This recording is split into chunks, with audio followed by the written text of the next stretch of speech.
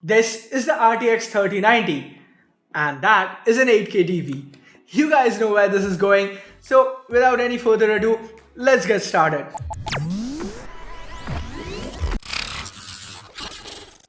By the way, guys, this is my first time seeing an 8K TV. This is the LG NanoCell AI ThinQ. Yeah, I know, huge name, but it's an 8K TV, and well, this video, it isn't about the TV, right? It's about the games. But first, let me show you guys that yes, we are actually running at 8K.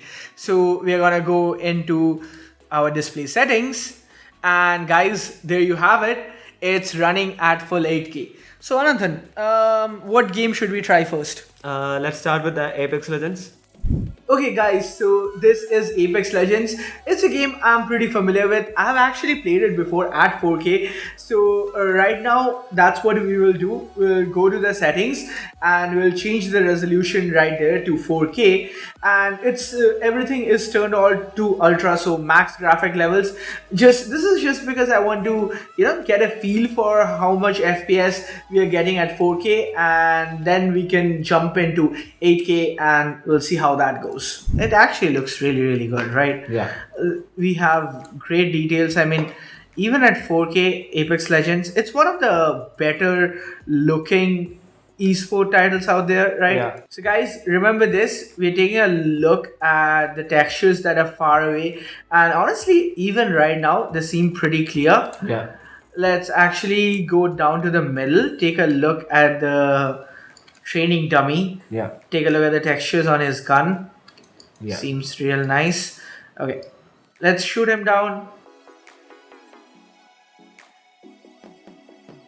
And move on to 8K. Yeah. Okay, so guys, now we are at 8K. As you can see, again, it's all at the highest possible graphics fidelity. Oh, 8K. Let's go down. Oh my god, okay. Yeah. 8K is a really good. 8K just seems so awesome, and the frame rates, they're pretty good as well, right? Yeah, we are getting close to 80 frames per second, like constant 80 frames per second. So that is actually pretty amazing. Like, Yeah, even for an esports title, it is playable, right? yeah, I mean, okay, I would ideally want over 100 FPS, but then But this is, you can work with it. yeah, the thing is, there are not much 8K 144 hertz panels, right? Exactly. So to push 8K 60, more than 60, it is more than enough, right? It's more than enough, and more than that, I just love the details. It just looks so gorgeous right now. Yeah, this is too much detail. Yeah, Yes, like if there ever could we be. can even see the imperfections in the gun, right? Yes. Let's do something, guys. Let's actually go closer. And since we were looking at the dummy before, let's have a look at him again. Yeah. Let's actually have a look at the distance textures.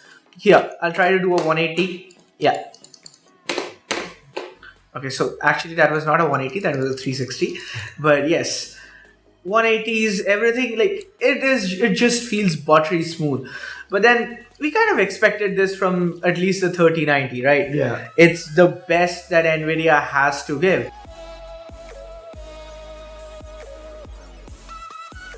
Okay, so guys, now we have Doom Eternal. This is again at 8K Ultra Nightmare. So again, that just means that every detail setting here, it's maxed out. We are pushing the 3090. So let's see how good of a frame rate we managed to get. Yeah. Okay, so first, this is by feel only, and it actually feels smooth, right? Like, Yeah.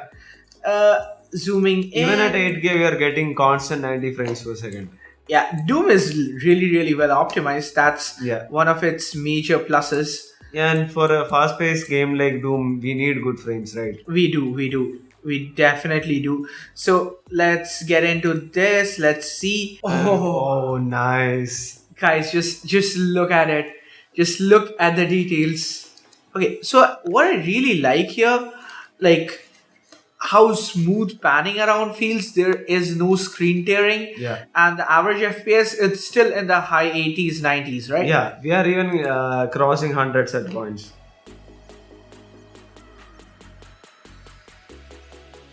we'll now go on to an even heavier game, right? Yeah. Call of Duty. This is a new Call of Duty. That's the Cold War. Cold War. Yes. So let's see how that performs, because till now, all of these titles, as graphically intensive as they have been, they haven't had RTX or DLSS, right? Yeah. So guys, right now we are in Call of Duty Cold War, and this is the latest Call of Duty. That's why we have everything from RTX, DLSS, what those mean, how they affect gameplay. We'll get into that in a little bit. But first off, let me show you guys what we have right here is everything at 8K. We have RTX set at Ultra, and we have DLSS. So RTX, there are 3 settings here. As you guys can see, everything is maxed out because, hey, that's how we roll with the 3090. By the way, guys, you know, the 3090 has 24 gigs, and some of you might think that that's a little bit extra. Like, who needs 24 gigs of VRAM? Well, right now you can see apparently up to 15 gigabytes of VRAM is being used, and that makes sense, right? This is 8K, so the shaders, the textures, everything is high quality, and on top of that, when we put ray tracing into the mix, it really takes up a lot of RAM. And as far as DLSS goes, well, first off, now we are trying it with the DLSS disabled. So this is running natively at 8K, and so the frame rates here, we should see a dip in it. But okay, let me first try it out. I'll give you guys my impressions, and after that we'll try it with DLSS at ultra performance, and I'll tell you if I can see the difference in quality. Okay, so here we are playing the latest Call of Duty. I wouldn't really suggest, I mean, okay, I'm not saying this isn't playable, but yikes. Yeah, we are getting like 18 to 20 frames right now. Yeah, and there's like lots of visual glitches happening right now. I'm not sure if it's intentional by the game or No, pretty sure those aren't intentional. Yeah. But otherwise it looks really good, right? Like the texture and it looks really like the texture and everything looks really great. Yes. All of that looks awesome. Like, you can see the visual detail. Yeah, you can see the fibers on the carpet. That is super cool. Exactly. It looks really awesome. And 22 frames is fine, but for a first person shooter, I won't recommend playing it. Exactly. But if you dial down the settings a little bit or... No, when you just go around like this and like you quickly try to find a target, I wouldn't recommend it. Yeah. Okay, so this is without DLSS. Yeah. Let's actually switch to DLSS on and give it a try. Yeah, sure. Okay, so now we have DLSS on ultra performance. Let's check out what it does for our frame rates. Ooh, okay, I'm getting shot at. That's not a good sign. DLSS have done like a really good job. That we have instant 3 times more. Exactly. 3 times more same. We are getting constant 60 FPS. If we look at these tiles, we can actually see how the details they have kind of, I mean... Yeah, but it is not very noticeable, right? So, I mean, okay, it's still better than 4K. That's how I would put it. Okay, it's still better than 4K. So I guess if you're gonna play Call of Duty, if you're gonna play it at 8K, I would highly suggest turning on DLSS because it makes a whole lot difference. Like, you can look at the frames and it is not as much as taxing to the GPU as it was before, right? Exactly. And it's not just the frame rates, right? It's the overall how smooth it looks, the overall gameplay.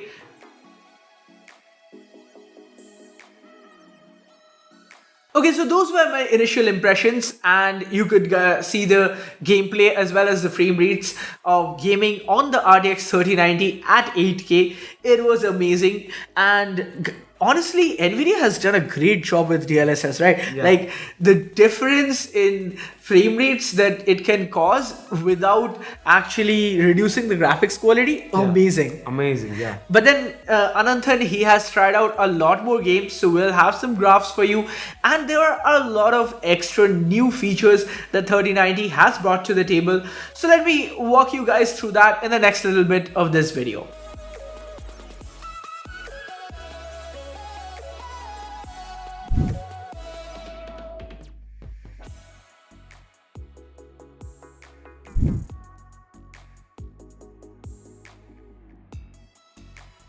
Okay, so I'm back again. This time it's a new setup because hey, that was shot last night. Now it's the night after. And before I tell you guys more about the 3090, let me just quickly remind you, please do subscribe to C4E if you're enjoying the content. And hey, if you haven't hit that bell icon yet, go ahead, do that so that you can become a part of our notification squad. So that was a lot of fun gaming at 8K on the RTX 3090. But before we jump into anything else, let me walk you guys through the test bench that we have used for this setup. So we didn't want any CPU bottlenecks for our RTX card, which is why we went with the top of the line Ryzen 5950X. Along with that, we have 32 gigs of DDR4 RAM and a beefy power supply. Now guys, one thing to keep in mind is that at peak loads, the Nvidia RTX 3090 can suck up a whole load of power just by itself. So a good quality 750 watt power supply is absolutely vital here. Coming to the card itself, well, how do I put it? Nvidia has put some quirks into the RTX 3090, at least what we have as the Founders Edition card. So the reference card from Nvidia, this time it comes with a new set of connectors. Thankfully though, what Nvidia has done is that they have provided a converter in the box. So even if you have the traditional 8-pin PCI connectors, you can just put the converter on them and use it with your 3090. That's not a problem with our card though. This is the Gigabyte RTX 3090 Eagle OC. It's got a lot of cool features that we'll get into in a bit, but the big one is that we are still using the standard 8-pin PCI connectors here. Now, as the name implies, this is an OC or overclocked card. Basically, what that means is the core clocks here are slightly higher than the official one right out of the box. Other than that though, we ran everything at stock speeds, so we didn't try and tweak the memory clocks or anything like that. And at bone stock, the RTX 3090 didn't get warm at all. The maximum temperature that we recorded was around 70 degrees Celsius. That's thanks mainly to this huge beefy cooler on the board and the alternate spin on these triple fans. As I mentioned before, this is a really heavy card. Like, we have a reinforced PCI slot on our motherboard, but just the sheer weight of it makes the entire board buckle. By the way, we are using a MSI Meg X570 Ace motherboard here. If you're planning to get a RTX 3090 for yourself, do make sure that your case has the space for it and your motherboard can support the weight, because this is one heck of a unit of a graphics card. And as expected, it costs a pretty penny. The Founders Edition is supposed to come in at 1,33,500. Yep, that's nearly 1,34,000 rupees for a graphics processor. But as Nvidia's CEO Jensen says, this ain't a normal GPU. This is a BFGPU. 3090 is a beast. A ferocious GPU. A BFGPU. I know what your dirty minds were thinking, but hey, that's what you gotta do to stay on the bleeding edge of technology. Let's just hope that all those pixels were finally worth it. Anyway, that's up to you guys. Do let me know in the comments below how you felt about our new approach to GPU reviews. Also, if you have any other thoughts, maybe you want us to compare some GPUs, anything about PC hardware, leave them in the comments down there. As always, like, share, subscribe, and oh, turn on notifications by hitting that bell icon if you haven't yet. Thanks a lot for watching till the end, guys. Have a good one. Cheers. Okay, so that's me dying, but the TV has nothing to do with it. The RTX 3090 has nothing to do with it. Doom was really, really great. Actually, Not enough pixel to make Amartya better, right?